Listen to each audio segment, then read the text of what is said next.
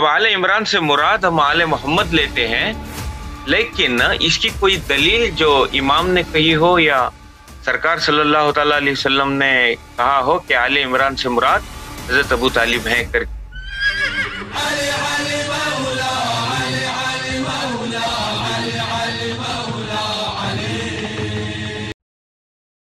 جی میرا پہلا سوال ہے، اب امام باقر علیہ السلام جو ہے نا، جی ان کی جو بیوی ہے نا ام فروہ،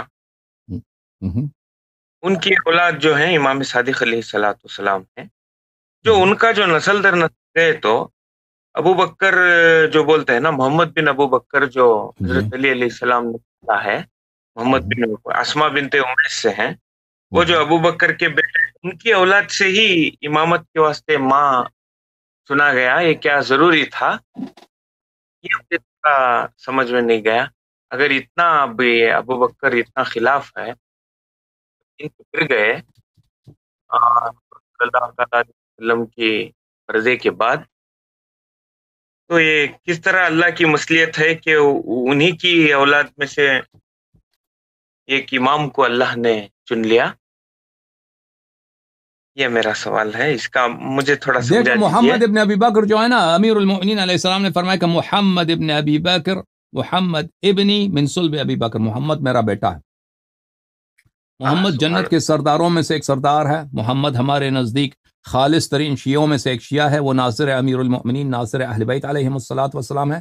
ظاہر میں وہ ابو بکر کے نسل میں سے ہے، لیکن حقیقت میں وہ امیر المؤمنین علیہ الصلاۃ والسلام کے نور سے مخلوق ہے۔ میں آپ کو حدیث دکھاتا ہوں، یہ حدیث ہے کتاب محاسن برقی میں۔ دیکھیں، اب آپ بھی کرناٹک میں رہتے ہیں نا، آپ ہندوستان میں جتنے مسلمان ہیں نا، وہ سب ہندو کے نسل سے ہیں، ٹھیک ہے کہ نہیں؟ کچھ سید ہیں، کچھ ہیں جو مثلا مغل ہیں، مغلوں کے نسل سے، یا کچھ مثلا ایرانی وغیرہ باہر ترک وغیرہ ہیں، لیکن اکثر جو مسلمان ہیں ہندوستان میں وہ ہندو سے مسلم ہوئے ہیں، ٹھیک ہے نا؟ ہے کہ نہیں؟ صحیح کہہ رہا ہوں یا نہیں؟ صحیح بات۔ ہاں، اور رسول اللہ صلی اللہ علیہ وسلم کے ساتھی بھی جو تھے نا، جو مسلمان تھے، جو بعض میں سچے تھے، مثلا مقداد ابو ذر ہمارے نزدیک، اور بعض فراڈی تھے، تو وہ بھی تو سب ہندو کا نسل میں سے نا، مشرکین کے نسل میں سے۔ ملاحظہ فرمائیے کتاب المحاسن، یہاں پر ملاحظہ فرمائیے، امام علیہ الصلوۃ والسلام، امام رضا علیہ الصلوۃ والسلام کی حدیث ہے، یا سلیمان، فرمایا کہ سلیمان، ان اللہ تبارک و تعالی خلق المؤمن من نورہ، اللہ تعالی مومن کو اپنی نور سے خلق کرتا ہے۔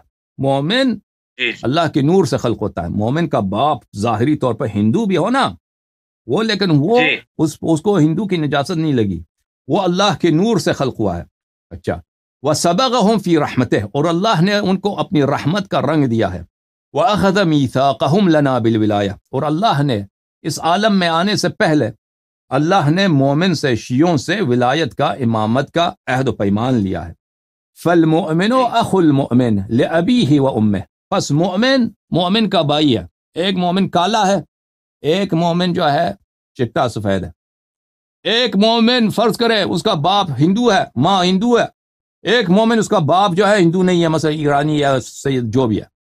مومن کا بھائی ہے، اس کے باپ سے اور اس کے ماں سے، ابوہ النور و امہ الرحمہ، مومن کا باپ جو ہے نور ہے، کیونکہ وہ اللہ نے اس کو اپنے نور سے خلق کیا ہے، اللہ نے اس کو اپنے نور سے خلق کیا ہے، اور اس کا رحمت ہے، اس کی ماں رحمت ہے، کیونکہ اللہ نے مومن کو رحمت کے رنگ میں اس کو دھویا ہے۔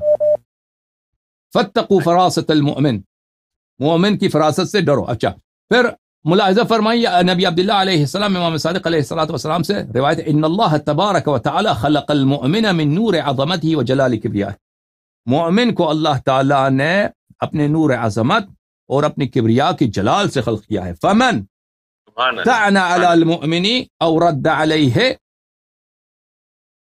فقد رد علی اللہ فی عرشہ، پس کوئی جو کسی مومن کو طعنہ دیتا ہے اور اس کو رد کرتا ہے، اس نے اللہ کو عرش پہ رد کیا ہے۔ ولیس هو من اللہ فی ولایہ، اور وہ اللہ کا دوست نہیں، اللہ کا محب نہیں ایسا شخص۔ وہو من شرک الشیطان وانما هو شرک الشیطان، بلکہ وہ شخص خود شیطان کی اولاد میں سے ہے جو مومن کے خلاف تان دے۔ اچھا، سمعت ابا عبداللہ علیہ السلام، امام صادق علیہ السلام نے فرمایا، ان اللہ تبارک و تعالی خلقنا من اعلی علیین، اللہ تعالیٰ نے ہمیں اعلیٰ علیین سے، بلند ترین جو اللہ کا نور ہے، وہ جو مٹیریل ہے، اللہ نے ہمیں اس سے خلق کیا. وَخَلَقَ قُلُوبَ شِيعَتِنَا مِمَّا خَلَقْنَا مِنْهُ، اور اللہ تعالیٰ نے ہماری شیعوں کی ارواح کو، ہمارے شیعوں کی اسپرٹس کو، سولز کو، نفوس کو اسی مواد سے خلق کیا جسے ہمیں خلق کیا. ٹھیک ہے نا. وَخَلَقَ أَبْدَانَهُمْ مِن دُونَ ذَلِكَ، لیکن مومن کا جو بدن ہے، جسم ہے، وہ دوسرے مٹیریل سے، اس سے پائنتر مرتبے سے خلق ہوا. لیکن مومن کی جو روح ہے وہی مٹیریل سے جو اہل بیت علیہ السلام مخلوق ہیں اسی سے خلق کیا ہے. فَقُلُوبُهُمْ تَهْوِي إِلَيْنَا، بس اس لیے ہے کہ مومن ہم سے محبت کرتے ہیں، مومن ہم سے محبت کرتے ہیں. لِأَنَّهَا خُلِقَتْ مِمَّا خُلِقْنَا مِنْهُ، کیونکہ مومن کی خلقت اسی مواد سے، اس مومن کا اصل ہم میں سے ہے. ٹھیک ہے نا. تو اب محمد ابن حنفیہ جو محمد ابن ابی بکر جو ہیں، وہ ظاہر میں ابو بکر کے بیٹے ہیں، لیکن وہ حقیقت میں اللہ کے نور سے مخلوق ہیں. اس کو ابو بکر کی کوئی، جیسے یخرج الحی من المیت ویخرج المیت من الحی، کہ اللہ تعالیٰ مومن کو کافر کی نسل سے پیدا کرتا ہے. دنیا میں بہت سارے ہیں، بہت سارے لوگ ہیں، باپ کٹر کافر، بیٹا جو ہے مومن مسلمان مخلص، اس طرح بہت ہوتا ہے دنیا میں. ٹھیک ہے نا. باپ جو ہے دیکھو شرابی، بیٹا جو ہے نمازی، اس طرح ہے کہ نہیں بھائی کرناٹک والے؟ جی ہوتا ہے نہیں ہوتا دنیا میں اس طرح؟ ہاں جی، ہوتا ہے. باپ کو دیکھو کبھی وہ نماز نہیں پڑھتا، بیٹا دیکھے کہ بڑا ہی نمازی نیک آدمی ہے. اس طرح بہت ہوتا ہے بھائی، اس طرح بہت ہوتا ہے. تو اللہ تعالیٰ مومن کو جو دنیا میں پیدا کر دیتا ہے، اگر وہ کسی کافر کے نسل سے بھی پیدا ہو تو اس کے لیے کوئی عیب نہیں ہے، اس کے لیے کوئی عیب نہیں ہے. ٹھیک ہے نا. اور کیونکہ پہلے ہی سے اس والد کے سے پہلے اللہ نے اس کو اپنی نور سے خلق کیا تھا، اللہ نے اس کو اپنے رحمت سے دھویا تھا. پھر وہ جب دنیا میں پیدا ہوا ہے تو وہ اسی سے، جس سے وہ خلق کیا تھا، اسی طرف وہ اس کی ہدایت ہو جاتی ہے. بہرحال یہ ہمارے احادیث میں یہ ہے. مزید فرمائیں. سبحان اللہ، سبحان اللہ. جی جناب. روح تازہ ہو گئی. الحمدللہ. جی. مزید کوئی سوال؟ دوسرا سوال. جی. سورہ آل عمران میں آیت نمبر 33 میں اللہ، آپ کو تو پتا ہے، ان اللہ اصطفیٰ آدم و نوحا وآل ابراہیم وآل عمران علی العالمین. جی. اس میں جو ہے آل عمران سے مراد تو ہم ابو طالب علیہ السلام لیتے ہیں، لیکن اگر ہم مطالعہ کریں گے تو موسیٰ علیہ السلام کے باپ کا نام بھی عمران ہے، بی بی مریم علیہ السلام کے باپ کا نام بھی عمران ہے، ان کی اولاد آل ابراہیم تک آ جاتے ہیں. ہمارے پیغمبر صلی اللہ علیہ وسلم بھی آل ابراہیم تک آ جاتے ہیں. اب آل عمران سے مراد ہم آل محمد لیتے ہیں، لیکن اس کی کوئی دلیل جو امام نے کہی ہو یا سرکار صلی اللہ تعالیٰ علیہ وسلم نے کہا ہو کہ آل عمران سے مراد حضرت ابو طالب ہیں کر کے کوئی دلیل رہی تو سمجھا دیجیے. دیکھیں ہمارے احادیث میں یہ ہے کہ یہ آیت اس طرح تھی، ان اللہ اصطفیٰ آدم. میں قرآن دکھا دوں آپ کو، ایک منٹ. جی مجھے حضور صلی اللہ تعالیٰ علیہ وسلم یا ائمہ بول دیے تو مجھے ان اللہ اصطفیٰ، اللہ تعالیٰ نے سلیکٹ کیا، اللہ تعالیٰ نے برتری بخشی ہے، اللہ تعالیٰ نے چنا ہے، اپنے لیے خاص بنایا ہے آدم کو، نوح کو، آل ابراہیم کو، آل عمران کو، تمام جہان والوں پر. تو ہمارے نبی صلی اللہ علیہ وسلم کا کیوں ذکر نہیں؟ ان سب سے تو افضل ہے. ہاں ان سب سے تو افضل ہے، آدم سے افضل، نوح سے افضل، ابراہیم سے افضل، اور ان کا اہل بیت بھی ان سے افضل ہے. ان کا کیوں ذکر نہیں ہے؟ تو ہمارے احادیث میں ہے کہ یہ آیت اس طرح تھی، روایات میں آپ کو دکھاؤں. ان اللہ اصطفیٰ آدم و نوحا وآل ابراہیم وآل عمران وآل محمد علیہ السلام علی العالم. آیت اس طرح تھی. عثمان وغیرہ نے ان لوگوں نے بس وہ کیا کر دیا، یہ ان لوگوں کی خیانت ہے. ٹھیک ہے نا. آیت اس طرح تھی، آیت کا نزول اس طرح تھا.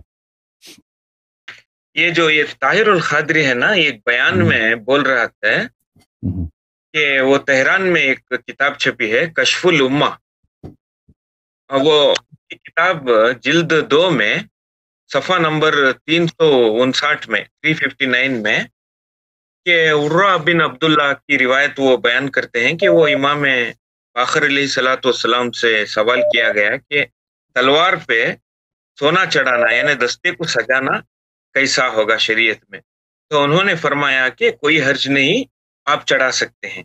انہوں نے دلیل دی کہ ابو بکر نے اپنی تلوار کو یعنی سجایا تھا، تو تب انہوں نے بولا آپ نے ابو بکر کو نام لے رہے ہیں، اسے صدیق کہہ رہے ہیں، تو امام باقر علیہ الصلوۃ والسلام نے فرمایا ہاں وہ ابو بکر ہے، ابو بکر ہے، صدیق ہے، صدیق ہے، صدیق ہے، جو اس کو صدیق نہ مانے وہ دنیا اور آخرت میں سچا نہیں ہے کر کے یہ بول رہے ہیں۔ اس کی شرح یا کچھ اس کا بارے میں تھوڑا اوکے میں دکھاتا ہوں ابھی۔ اچھا میں آپ کی خدمت میں عرض کروں، یہ کشف الغمہ جو ہے، مجھے یہ حدیث تو نہیں مل رہی، لیکن جی کشف الغمہ کے مقدمے میں اگر آپ جا کے دیکھیں، میں اس کا مقدمہ آپ کو دکھاتا ہوں۔ یہ کتاب ہے عزیزو کشف الغمہ، یہ کشف الغمہ فی معرفت الائمہ علیہم الصلاۃ والسلام، تالیف العلامہ المحقق ابو الحسن علی بن عیسیٰ بن ابو الفتح الاربلی، چاپ دار الاضواء بیروت میں، جلد نمبر 1 میں۔ ابھی اگر اس کتاب، یہ تو محقق کا مقدمہ ہے، مقدمۃ المؤلف، مؤلف کا جو مقدمہ ہے، اس میں وہ واضح طور پہ فرماتے ہیں کہ میں اس کتاب میں، یہ ملاحظہ فرمائی صفحہ نمبر 4 پر، وہ فرماتے ہیں اچھا وَاعْتَمَدْتُ فِي الْغَالِبِ النَّقْلَ مِنْ كُتُبِ الْجَمْهُور، میں نے اس کتاب میں جو روایت نقل کی ہیں، یہ میں نے مخالفین، جمہور یعنی جو اکثریت مسلمانوں کی جماعت کی ہے نا، مخالفین ہیں جو آپ کو اہل سنت کہتے ہیں، ان کی کتب سے نقل کی ہیں، لِيَكُونَ أَدْعَى إِلَى تَلَقِّيهِ بِالْقَبُول، تاکہ یہ ان کے مخالفین کے لیے باعث قبول ہو، ان پہ حجت ہو، وَوِفْقَ رَأْيِ الْجَمِيعِ مَتَى وَجَّهُوا إِلَى الْوُصُول، اور جب تک جمیع سب اس کو کتاب کو دیکھ لیں، بالخصوص مخالفین، یہ ان کے روایات کے مطابق ہو، ٹھیک ہے نا، وہ ان کے لیے قابل قبول ہو۔ تو یہ اس میں جو روایات انہوں نے جمع کی، یہ شیعہ روایات نہیں ہیں، یہ مخالفین کے روایات ہیں، جو انہوں نے ان کے مخالفین کے کتب میں روایات پائی ہیں کہ اس میں اہل بیت علیہ السلام کی تعریف ہے، 12 اماموں کی تعریف ہے، انہوں نے اس روایات کو اس کتاب میں جمع کیا ہے، ٹھیک ہے نا۔ اب اس میں اگر آپ، یہ شیعوں پہ حجت نہیں ہے، کیونکہ اس میں مؤلف خود واضح الفاظ میں فرماتے ہیں کہ میں نے مخالفین کے کتب سے روایات نقل کی ہیں، ٹھیک ہے، سمجھ میں آئی نا بات آپ کو؟